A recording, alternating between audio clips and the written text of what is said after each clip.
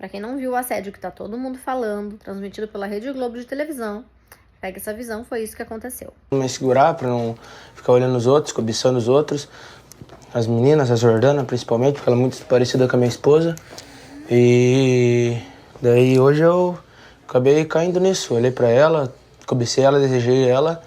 E achei que ela tinha dado moral também, tinha sido recíproco, mas pelo que eu vi era só coisa da minha cabeça. Que ela falou, vamos ali procurar um Babyliss, aonde? Ali em cima, não sei o que lá. E eu tentei beijar ela, então eu entendi errado, não era isso que ela queria. Esse vídeo ele tem tantas camadas que é até difícil gravar algo sobre ele. Mas o que mais me chocou foi a distorção de percepção desse cara em ver um convite sexual onde não existia. Simplesmente criou essa realidade na cabeça dele, interpretou da cabeça dele um interesse, como se ela estivesse interessada nele, mas isso não existia. E por interpretar isso, que era muito conveniente, com a vontade que ele estava sentindo, com esse desejo carnal que ele estava sentindo, ele se sentiu no direito de invadi-la. E depois do acontecido, ela pergunta para ele o que você ia fazer. E ele fala, eu ia fazer o que eu tava com vontade de fazer. Há quem diga que isso é exagero, que a gente está hoje exagerando, porque se isso acontecesse 10 anos atrás não ia ter essa repercussão toda. Sim, não ia ter essa repercussão toda, porque hoje nós temos voz para trazer isso à tona e parar de normalizar o abuso. Que antes era normalizado por nós.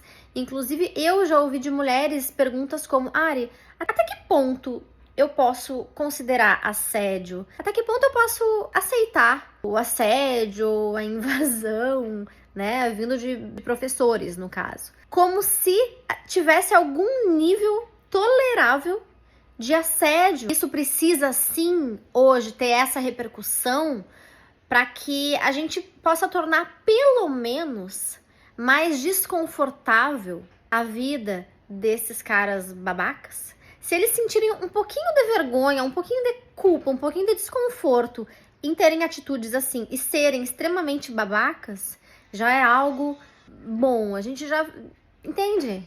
Esse cara, esse episódio retrata o auge da objetificação de mulheres, onde a mulher tá ali para satisfazer uma vontade, que ele tava com vontade ali naquele momento, que ele queria satisfazer a vontade dele através do corpo daquela mulher. E não é diferente com a esposa dele. Não é diferente porque existe um contrato de casamento.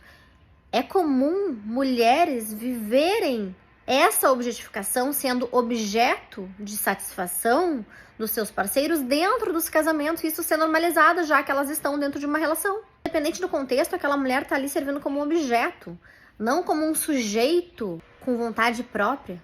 E isso é grave, tanto para mulheres que vivem essa condição de objetificação, como se elas não tivessem seus desejos, suas vontades, estivessem ali para satisfazer. E isso é grave para esse homem que não consegue segurar a própria onda. Homem não, me perdoem homens, mas moleque que não consegue sustentar a excitação, que não consegue dominar os seus desejos, as suas vontades carnais, que tem que usar um outro corpo feminino para se aliviar. Desejar não é o problema. Não segurar a tua onda, aí sim é um problema, porque desejo adulto precisa de autorregulação. E isso não é atração, isso é violência, isso é abuso. O fato de eu trazer isso à tona aqui não é para demonizar o masculino, mas para responsabilizar comportamentos que não dá mais para aceitar. Não dá não porque a gente é radical, que a gente é intolerante, não dá porque tem um nível, uma linha tênue entre compreensão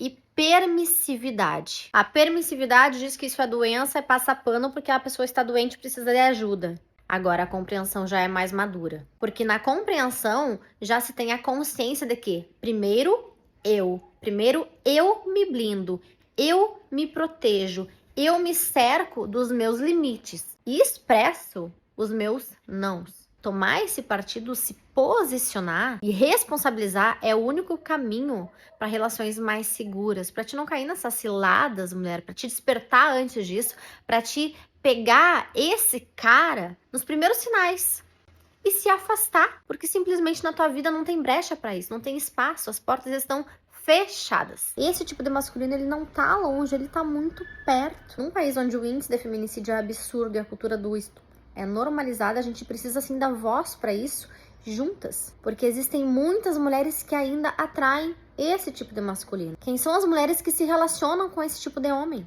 Mulheres cheias de feridas emocionais, carência, dependência, não existir dentro de uma relação, estar ali para servir, para agradar, em detrimento de si mesma, autoagressão, autoabandono, autoabuso, porque antes do abuso existe fora, dentro existe alguém que trai a si mesma há muito tempo.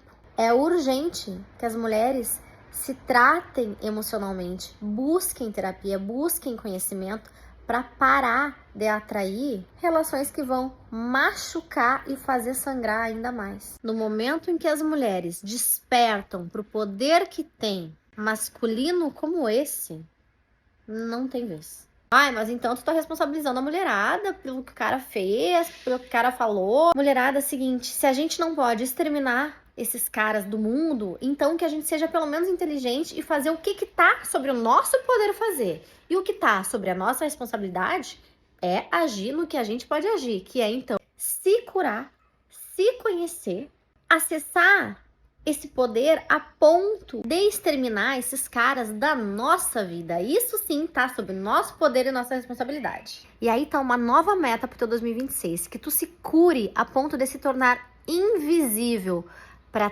tantos Pedros que existem nesse mundo.